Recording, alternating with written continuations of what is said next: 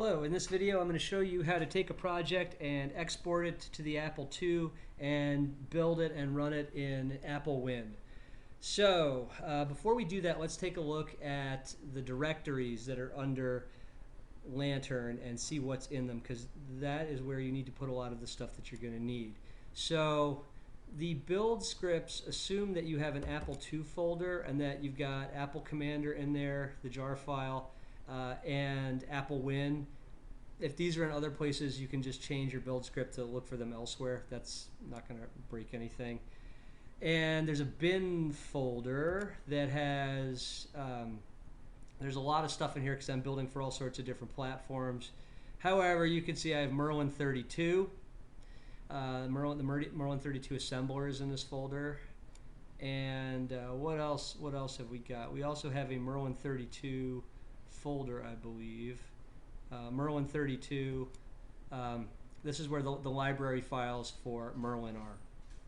So there's a Merlin 32 folder under here. So again, if your folder's somewhere else, then you can just change the path to that stuff. Now, when I talk about changing the path, what exactly do I mean?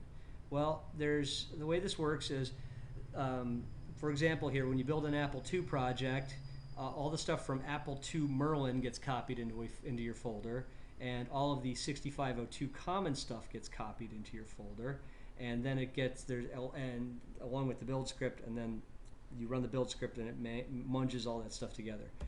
In the Apple II Merlin folder, you'll see that we have skeletons or sort of templates for your build script. So there's a batch file and there's an SH file, and if you open this up, every time you build a new project, this file gets, every time you export your project, these files get copied into that directory. So if you wanted to, all right, let's look at build.sh. You can see that, or here's our build.bat. You can see that these things that are all caps, they get replaced with the disk image name of your project. So that's how that works. So if you want to change anything about the build scripts, change them in the Apple II Merlin folder. Don't change them in your projects folder, because you will probably want those changes to persist for all the projects that you do. So these things in Apple II Merlin, these are templates that get copied into your projects folder, and then the names get changed to be the disk image that you want. So let's build a project here. Export to Apple II, and what it did was it just wrote out all of the code for this project into a folder, a subfolder under wherever I was running Lantern out of. So this code ended up in a directory called cavein_Apple2. So the platform name gets appended to that because you could export your game out for any number of platforms. So let's go look in that cavein directory and see what's there. If I do an ls-lrt, you can see all of the source code for that project is here. It's all the stuff that's specific to this project, along with all of the common stuff that's common to the Apple II, as well as all of the stuff that's common to any game running on a 6502 processor. So all of that stuff, those three different things, all get dumped in here, and there's, along with the two scripts to build it. So if you let's look at build.sh. And you can see what it's doing is it's assuming that I have Merlin 32 in the bin folder, and that I have a Merlin 32 folder. So you may need to change these paths. Then so it does the assembly. Then it just renames the executable to be main.bin. Then we make a copy of a ProDOS disk and call it whatever you wanted your disk image name to be in Lantern, because there was a little field for where you could set your disk image name.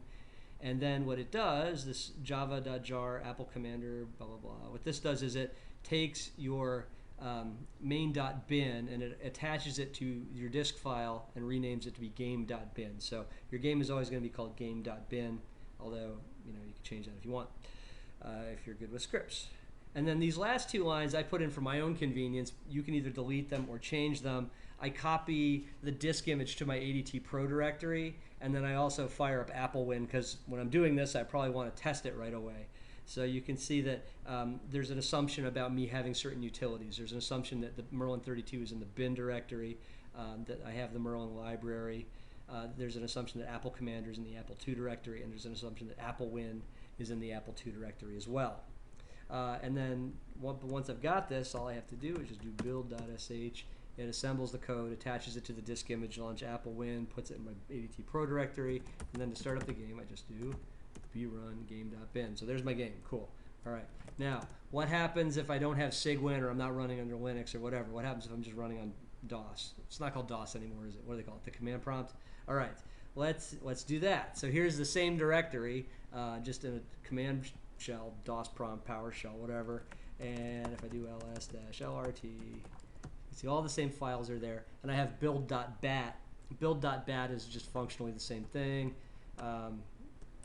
More build.bat. Will this work? It's always there it is. So you can see it does the same thing. It just runs Merlin, copies a blank disk over to be called Adventure, then it attaches your game to Adventure, then it renames Adventure to be whatever you wanted it to do, and then it fires up Apple Win. This script doesn't appear to be copying it to my ADT Pro directory. So you can just tweak these paths as you need to. And same deal, I will just do build.bat.